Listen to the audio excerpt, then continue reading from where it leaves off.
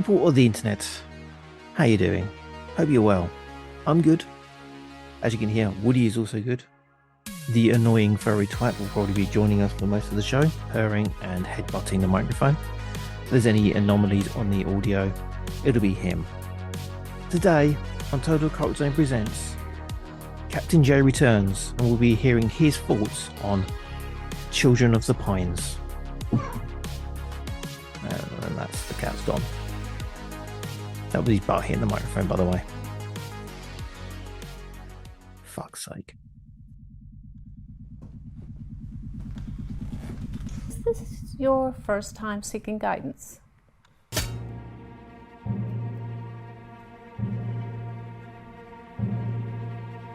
What's her name? Riley. She hasn't been home in a long time. She's coming home soon. Mom said you have kids living with you? Who are these kids?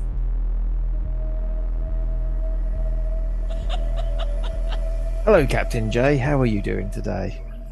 I'm good. I'm all right. It's a sort of cold autumn, wet morning. It's all right. It's quite nice. Yeah, lots of rain on the window and lots of internet cutting out. It's going to be fun. Yeah. Technology allowing. We'll see how we get on. Yeah. So today's film we'll be eventually talking about is called Children of the Pines. And I can tell from the message you sent me the other day that you're just chomping at the bit to talk about how much you enjoyed it. The question in that message was, the fuck did you make me watch? Yes. Well, I picked this one out for you because one of the review quotes they slapped on the poster from a Love Horror website was reminiscent of early Stephen King. And although you're a reader, I am. You're one of them readers, weirdos. Yeah, I'm also one of the people that says that Stephen King can be a bit fucking verbose at times. Yeah. Got a favourite King story? Yeah, there's a few. I mean, Desperation's really good. I think I've read that The one. Stand. Rose Madder's another really good one. That one about the JFK assassination ain't bad. But also he's done the Tommyknockers. Which is, that took me 6 months to get through that. That was a hard read. Were you like flicking between books at the time? Yeah, I was concentrating on Tommyknockers, but I could only get about 2 pages in at a time without my eyes glazing over. It's just very, very long and poor. Look, he can be an amazing writer and he's got great concepts, but he'll spend 27 pages on a character that then never appears again, and you don't really know why they were in it at all. And then they're just gone, and they had no relevance to the story. Yeah, Tommyknockers also has an unfortunate name. I'm just imagining, like, character-wise, Tommyknockers is a guy that looks like someone we know with boobs.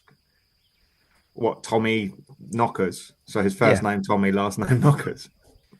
Tommy with knockers.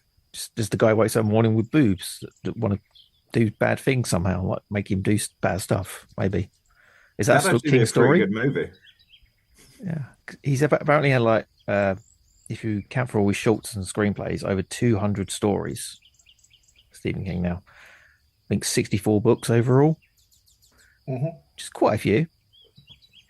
He's also a big advocate in helping out young artists. Like there's so many of these things are being made into film because he charges a minimal price for it. That's why you got Shawshank Redemption, Stand By Me, Lawnmower Man, and The Shining. You know, top end of stuff, especially Lawnmower Man, amazing film. That is. I mean, Pierce Brosnan's in it. Yeah, can't be too bad. That's all I've got to say about that. What's your favourite adaptation then? Oh, again, he's had a few. So, I mean, it's hard not to say, like, The Shining has to be up there, even though he hates that adaptation. The Shining, yes. The Shining, the Kubrick Shining is pretty great, to be fair. Salem's Lot's another good one. Have they got a new one out? Yes, yeah, they've done about 2 or 3 of them, I think. I did see a friend review that this morning, gave it one star out of five. So Yeah, I'm going with the original. Also, is it In the Mouth of Madness with Sam Neill? That's a pretty good one too. Oh, Dead Zone, another one. oh, yeah, good one. The Mist. Yes, the original or the TV adaptation from like 15, 20 years ago. The film with Yeah, what's his face well, in it. if it's the one with the worst bomber ending ever, that yeah. What do you mean bummer ending? It's amazing. I No, it's a laughed. great ending. I laughed. I don't want to give anything away, but it's a motherfucker of an ending. I think that's my favorite actually. But yeah, he's had a load. So in terms of standing up to being early king, just one word, maybe a facial expression. One That'll do. word. Bollocks. Right. Okay, I mean, to the press it's release. similar to Early King in as much as it's got words in it, Yeah, it's got and it's many a words. film. Got many words. Too many words, I'd argue. Let's get to the press release before we spoilers. Okay, winner of Best Feature are Ice CineFest Best Thriller at Indo-French Film Festival, as well as an audience award at Gasparilla International Film Festival. Children of the Pines is a directorial debut from director and screenwriter Joshua Morgan. The film also features a standout original score from Sune Rose Wagner, brackets The Raveonettes, who also composed a score for the 2015 Oscar-nominated movie A War. On a winter break, Riley, a college junior, is persuaded by her estranged parents, Kathy and John, to visit home to fix their fractured relationship. As Riley settles in, she discovers that her parents have developed an unsettling friendship with her high school ex, Gordon, and that mysterious children are now living in the house. A series of disturbing flashbacks reveal Kathy and John's time at an eerie, unconventional couples therapy retreat that promised to heal their problems through supernatural means. Oh, Jesus Christ, it's wordy. Yeah, it pretty much describes this fucking film. As the day progresses, Riley starts to uncover the dark and twisted truth of her parents' desperate attempts to mend the deep issues plaguing their family. So, at what point did you send me the WhatsApp message? Oh, I finished watching the whole thing.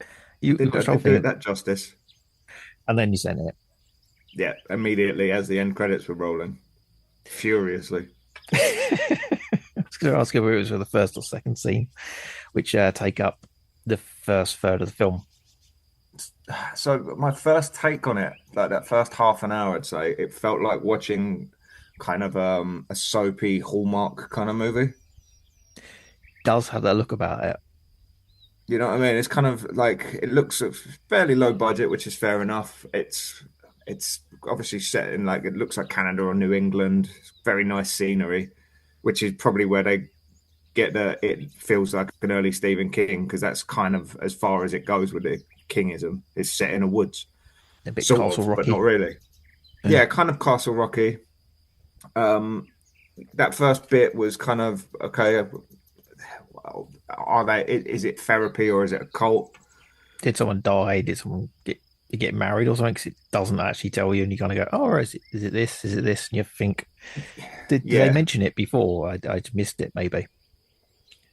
So it's very vague. And the whole movie is set up with like a 5 minute monologue from the main character, basically just explaining everything. They're very much of the tell don't show variety of filmmaker. Like it feels much more like a play to me. This would work much better on as a stage play than a film. That's pretty much what I wrote here. It feels Yeah, like it really does have that feel. Yeah, and visually it's so flat. It doesn't help. Like you say, it's the hallmarky basic two shots shot very flat, with the only difference being like the depth of field of the camera sort of changing occasionally and being a bit blurry and soft focusy. But otherwise, it's just two people sitting around outside, sitting around inside. But yeah, it does feel like a play. It's like two people talking on a set, and then 15 minutes later, you get another set with two people talking. And I'm just willing it to move along. I'm kind of interested. Like the first bit is interesting. It's a bit creepy with the old lady. That's just my fear of old ladies. Now she did do like the kind of obligatory creepy old lady face as well, like the weird, slightly manic smiles and like. Honestly, the performance wise, I thought she was very good as far as it went, and I thought the husband John was good as far as it went, but they didn't really explain much about him. I still don't know if he was a shit dad or not. Yeah, Because it's sort of hinted at, but not really. yeah, they say like the fractured relationship, and they have a bit at the start where it's someone hunting for people and they're hiding. Yeah, Couldn't remember if that was actually the kid when they were young and the mum, whether that's an unrelated event. I still don't know, and I'm not willing to go back. Honestly. Yeah, it leaves you guessing, and I kind of like that in films, but then it doesn't explain enough, and it doesn't do it quickly enough or exciting enough. So yeah, the uncomfortable bits with the parents, Yeah, never fully explained. Was he a drunk, abusive father? Was he touching them and stuff like that? And or was he just distant? Yeah, it was never very clear. the problem is that why is she going back if he was so bad? Exactly. I know people have this thing with families, like, oh, you got to get along with your family. Me, mentally, I'm like, no, I've disowned mine for less. Yeah, but no, I'm much the same. But I think another drawback of this for me, and maybe it's just me, I don't think a single one of the characters was redeeming. They're all kind of assholes. Like there wasn't one likable character amongst them, like including Riley, who is, I guess you're supposed to feel for. She just comes across as, yeah, kind of a whiny fuck. Quite honestly. Yeah, I lose kind of sympathy a little bit where it's, I lose all sympathy really when it's she's introduced to the two children in the house and you go, oh, what, are you leaving straight away and calling Child Protective Services because your parents are not fit for this, and why there's suddenly two kids in the house? Did you adopt them? They're being fostered? Oh no, we just got them. But yeah, they explain what it is. And then you're like, well, why aren't you leaving now? Why aren't you going, oh, I've got some stuff in the car. I brought it from, yeah, it's something for you in the car. It's in the car though. I need to go outside to the car. And then driving very fast away. Yeah, if you hear the engine start, that's normal. Don't worry. Just give me like a 10 to 15-minute lead. The Simpsons, well, they do the thing where he leaves the house and you hear the car driving off. And he leaves, you drive away very far away, then don't leave forward an address, burn every bridge, don't get in touch with him ever again. Just send the police around to the house. Whatever happens. It's like, oh, that's someone else's problem now. See you later. But, yeah. But again, that's me. That's me being smart and not. I mean, there's red flags all over the whole thing, to be fair. It like does the fact that the ex-boyfriend knows she's coming back and basically sort of lives with the parents of the ex now as well. It's kind of weird. Calls them mum and dad. Calls them mum and dad, yeah. Yeah. That's the one thing I actually agreed with like Riley on. It's like, yeah, that's weird. Also, you're an arsehole. I don't think there are any winners in this situation. Yeah, it's obvious from the get-go. It's a bit colty. Yeah. Because you don't get the full explanation of why they're at the meeting at the start. It's like, okay, it's going to be a bit colty, and as it goes along, it's like, yep, definite cult. And I like a bit of cult action. My specialty. Yeah. Well, at first you think, oh, this could be a bit Rosemary's Baby-ish. She's got like kind of obviously hints at that. Although my wife slightly ruined it when they were doing the ceremony with the robes and masks, and my wife just went prawn toast, which is a reference to the League of Gentlemen. And I kind of lost it at that point. I was out, if I'm honest. It does have that feeling, and then that Riley doesn't actually interact with the cult members at all, apart from the parents. No. Yes, it feels very disjointed. They explain a lot with the flashbacks, and it seems to be maybe the cult doesn't exist now because of something else that happens later in the movie, but maybe not because it's not very clear. Yeah, we might attempt a 2-minute spoiler, so I don't know how far we'll get with that. But yeah, I'm guessing we can yeah, have we done everything? Really? I think there was a good, so I think there was an idea in there. Yeah, I'd say that. I just don't think the delivery was there. It wasn't interesting enough to keep you engaged, or for me, it wasn't interesting enough to keep you engaged there. As I said, I think it would have been better as a play than it was as a film, and it can be done. I mean, Ghost Stories is a perfect example of a great play that they adapted into a great movie.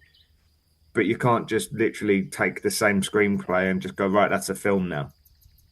You have to change it because film is a different thing.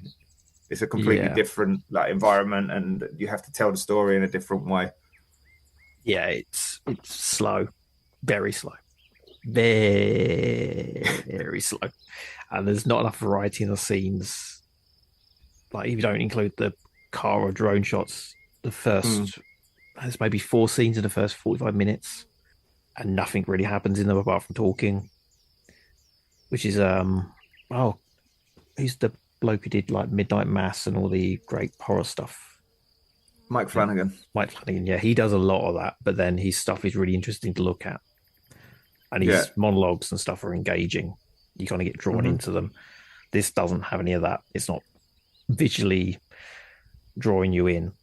No, because he does the both. It is quite wordy generally, Flanagan stuff, but also the underlying concept is usually really intriguing, and Mm, each individual monologue builds into that. It's building the lore as you go, and you're more interested, and it kind of gives you that payoff, even when some of the episodes might be a little long or drag. Because mm. if you're going 10 episodes with anything, there's going to be a little filler in it. Yeah, so the But idea is there, and I think yeah, something to build on. that Flanagan could have done this justice. That could have been an interesting thing. I Mm, just don't feel, and it's his first movie, so fair play to him. I don't feel it's quite there. It wasn't really for me. It, if it hadn't been that I was reviewing this review and I just found it on Amazon, I wouldn't have lasted 10 minutes. I'd have just fuck that, skip out. It, yeah. it's nothing against him. It just didn't engage me. I wouldn't have watched it if I didn't feel like I had to. Mm. So Joshua Morgan is well, this was released last year, so he's 18 when he directed it, and 17 when he Yeah, wrote it. fair play. Yeah, which was the thing I got sent through on email. So it that's why he sound a bit like a teenager's diary at some point. Yeah, it makes more sense now knowing that. Mm. Yeah, because when I was 18, I was writing some really self-indulgent wank as well. So, and this is way above anything I ever put down on paper at that age. So good, well done. So that'll be on the poster next to reminiscent of early Stephen King. I've also written a load of self-indulgent wank at that age. It does make much more sense with that opening monologue now as well. That said, I think Stephen King was like 18 or 19 when he wrote Carrie. So, Yeah. Oh, and this ain't no Carrie. it's a fair enough start, I guess. But Yeah, it's not terrible. mm, I think anyone setting him up with reminiscent of early Stephen King is setting you up to fail, though. yeah, I think your assessment was probably a little bit more accurate. Sorry, Joshua. It's kind of yeah, It's a good first crack, yeah, and it's certainly better than anything I've ever done. it's true. Where's your film? But I Where's think our you've got films? it. You've got it. It's called Second Rope Drop Kick of Doom. Put that on the YouTube video. That was anything in this film was a better performance than that. To be fair, so Yeah. Okay. Where can we find you online? yeah, no, you can't really. It's Not on still Twitter anymore. still sort of lurking occasionally and saying horrible things to Conservative MPs and then on Blue Sky. That's about it. Captain J Spaulding on both platforms if you want to hear inane bollocks occasionally without any regularity. Just when I'm pissed and annoyed generally. Most nights. Most nights, yeah. Especially at the moment. And for my stuff, totalcrockzone.com for stuff of mine. And we'll get out of here and attempt a 2-minute spoiler zone. Okay, you can go first.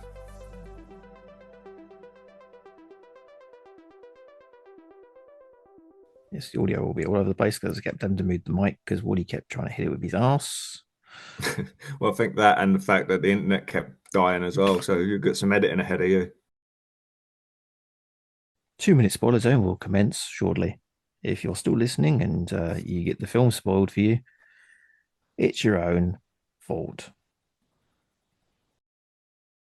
So it is a cult, and they're putting Hmm. the adults into kids' bodies via magic. Well, they're cloning them Like cloning because the them? adults are still around. Yeah. Are they just not putting them into the bodies somehow? Because where they're getting the Well, they're still bodies? operating it. The parents are still there, and they've got kids' versions of them, so they're still operating. So I think they've somehow satanically cloning them so that they can work out their issues. I guess So it's it's a a bit. weird satanic therapy, basically. Yeah, I think that's the other problem. I didn't quite understand what they were doing. Were they getting the kids like from other people? Yeah, that's not explained, 'Cause it's a but bit they like do pull out hair and presumably jizz. So because all magic needs both of those things. They don't show the semen extraction, obviously, but that would be a different film. But they do pluck out the hair. They do that bit. hmm. So I'm guessing it's like basically like little voodoo kids. I don't know. It doesn't make fucking sense. This movie's shit. It's got a couple of ideas and it's very disjointed and it doesn't know how to connect them together because I'm he's a doing kid. I'm doing these shows with people and they're like, oh, gotta be nice about the film. Gotta be nice. Gotta find good things. Nah, shit. In the 2 minute spoiler, I'm allowed to go fuck yourself. Don't watch it. I'll spoil it for the director as well. It just isn't explained very well. They don't know what they're trying to do with it. It could have been interesting. There's some interesting ideas, but it's just not. It's basically this. He's talking about his therapy. He's clearly gone through therapy. There's a lot of therapy speak in it. Yeah, it's a bit get outy as well. But Yeah, like that the old but black very folks. clearly. And as a British person, we don't do therapy. We sit on our feelings and let them fester like a real man until they eventually cause us to have a heart attack in our mid 40s. Which we'll be having shortly.